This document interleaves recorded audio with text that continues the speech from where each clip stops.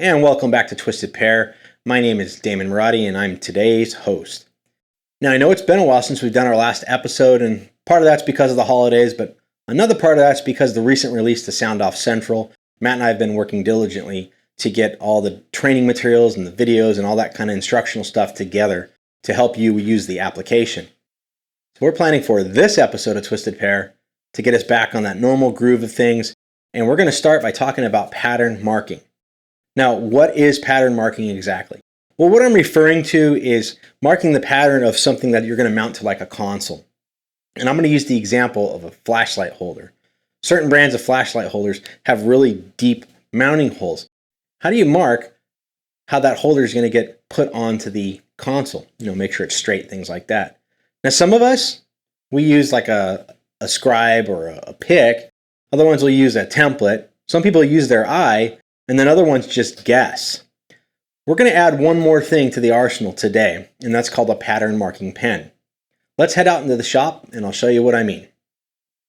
Like I said earlier, and I used this example of this flashlight charger, how do we mark these holes? Now, over the years, I've built a bunch of different templates for different lights. Like this is a full-size stream light where this is a straw-on. I don't have a template for this one.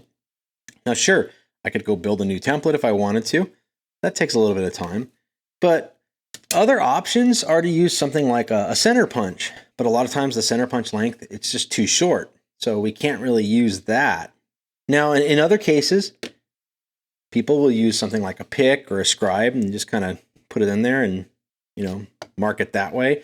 But that doesn't always work on something like a console because the console, typically, it's metal.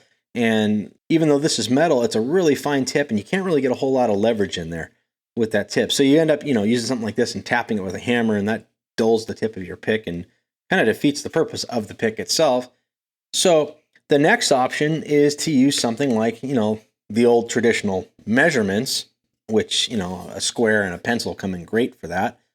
But all that said, Matt showed me this really cool thing when he was out in Phoenix a couple of months ago when we were working on a car together, and it's called a long nose pattern marker.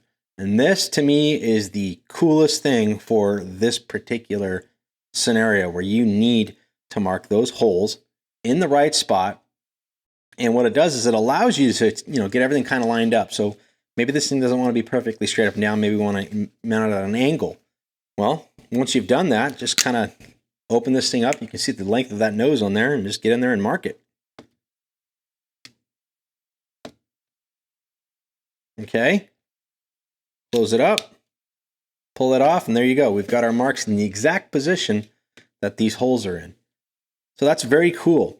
And in addition to that, on the back side, it's got like a chisel tip, so you can do chisel markings and whatever else. So it's not it's not like it's a useless marker when you're not using this feature. You could use it for either situation. But it's called a long nose pattern marker.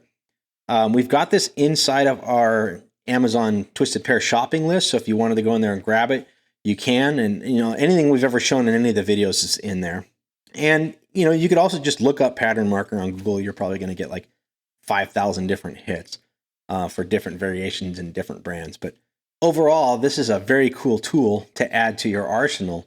And it's definitely worth having one of these. It's going to save you a ton of time for, something like this or anything else for that matter, a printer, whatever it may be. This is going to save you a ton of time and getting it installed.